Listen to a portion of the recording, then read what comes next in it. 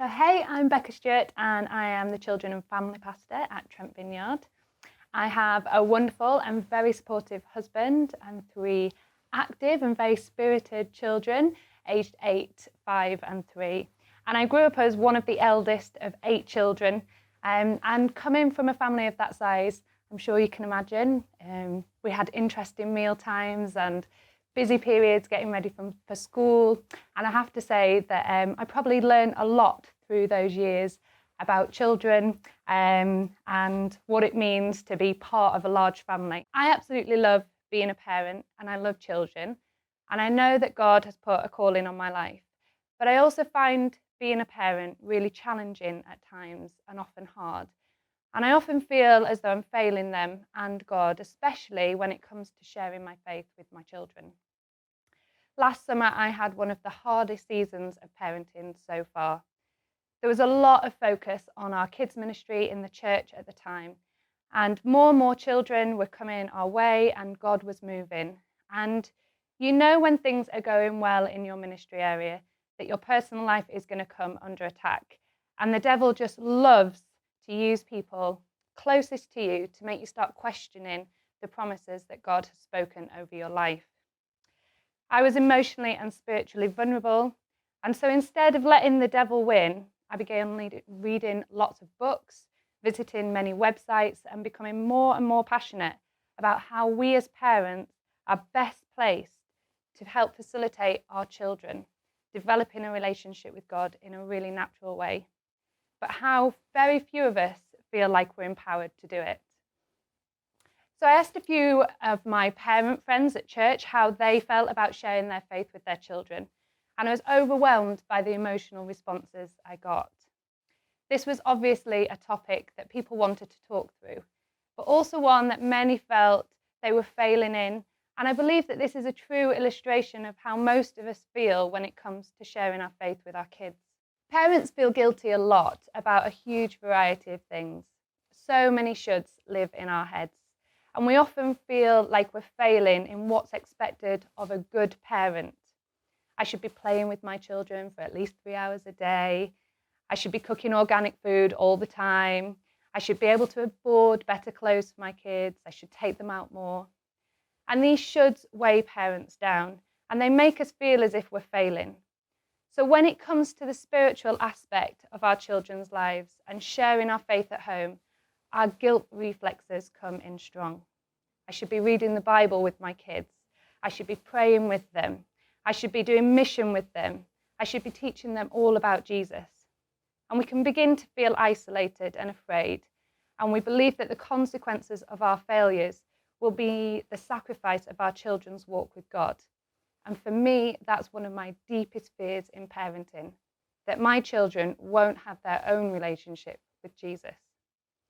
And the truth is that even if we do everything right and we give it our best shot, our children may still go their own way. This teaching is not about making you feel guilty. We want to encourage and equip you and help you to grow in confidence. We understand that for all of us, life is busy. We have to manage school runs and homework, play dates and church activities, shopping and housework on top of some of us working full-time for other people. And relaxed time as a family can become very scarce. But sharing our faith doesn't need to just be another task to add to the list. This is something that we can learn to do alongside everything else that we do. Throughout the Bible, there are continual reminders of the importance of passing on the stories of God's faithfulness to the next generation. In Psalm 78, it talks about teaching our children about why God can be trusted. And it says, "We will not hide them from our descendants. We will tell the next generation the praiseworthy deeds of the Lord, his power and the wonders he has done.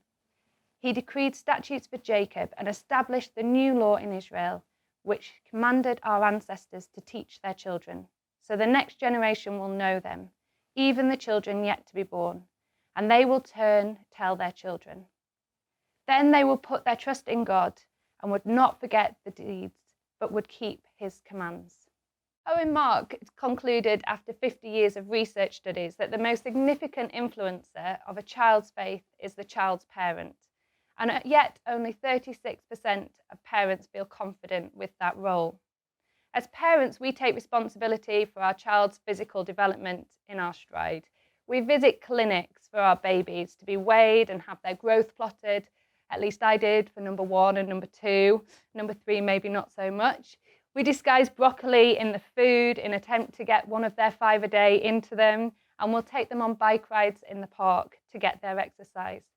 We help them by reading to them, testing their spelling, and trying to work out that complicated maths question that we have no idea what the answer to is. We also try to influence their emotional development, suggesting that rather than hitting their sister, they might try kicking a football against the wall. So why is it that we so often overlook the fact that we also have an important role to play in encouraging them to grow spiritually?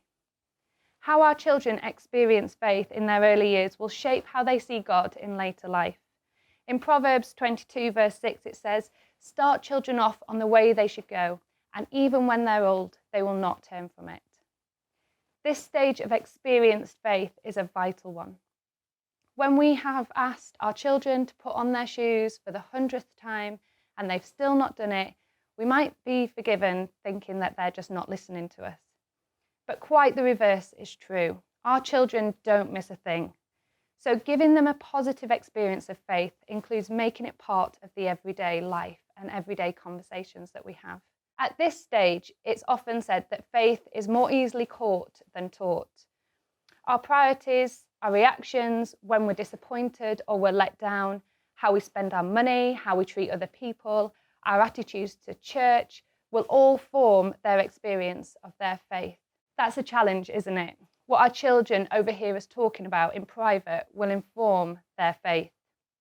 Research shows that most people come to faith by the age of 19. And as parents, we can't take total responsibility for our children's spiritual life. That is too heavy a burden for us to bear. Having said that, there's so many important things that we can do to encourage faith and to make it easier for our children to love God.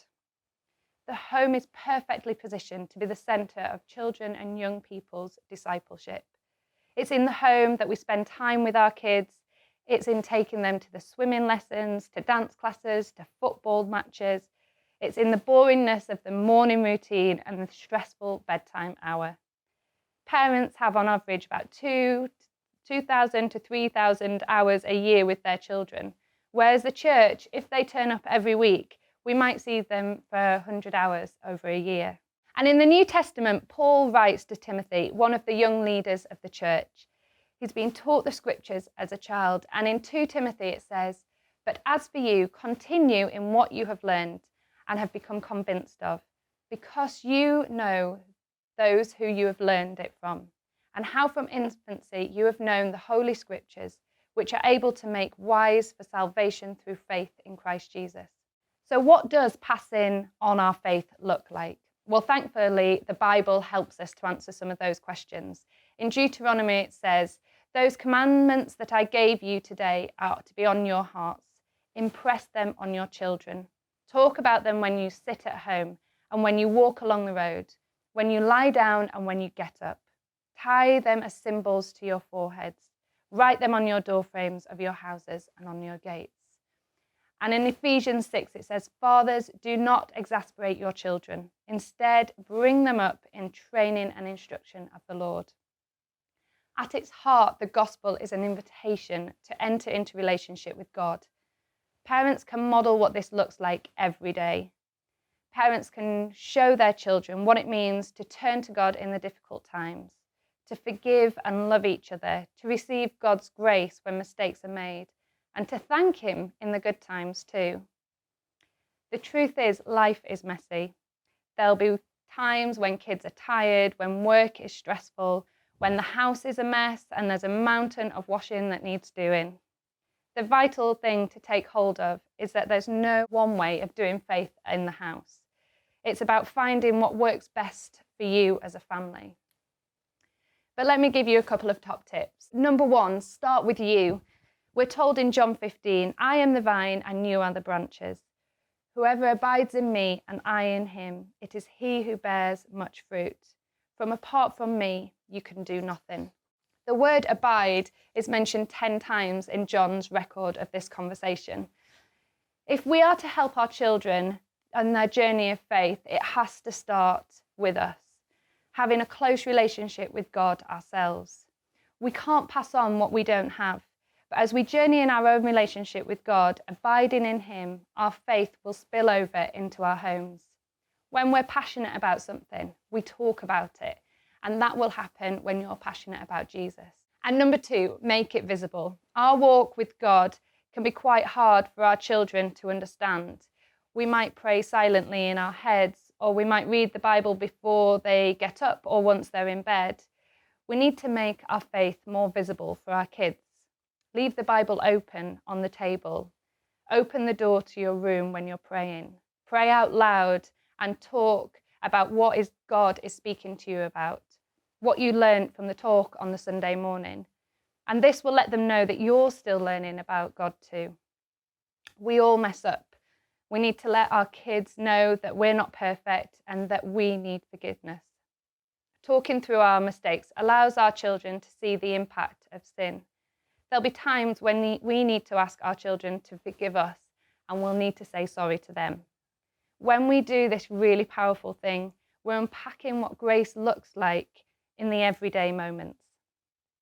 We'll all be familiar with the aircraft safety announcements that tells adults to put on their oxygen masks before attending to their children. And it sounds counterintuitive, but on reflection, it makes perfect sense. And as parents, we need to make sure that we're looking after ourselves well enough to have the energy and the resources to take care of our children. An important part of that will be giving time to other significant adult relationships in our lives. If we're parenting alone, this will be relationships with friends. And if we're married, it means investing in our married relationship. God has a great plan for your children and for your family. You are called and capable of parenting your child to know and love God. And parenting for faith will look different for every family because God designed it to be light and natural and reflective of you as a unique family. When you try things and they don't work, don't be discouraged. And remember that as we're all on a journey, so are our children. So good luck and make it visible.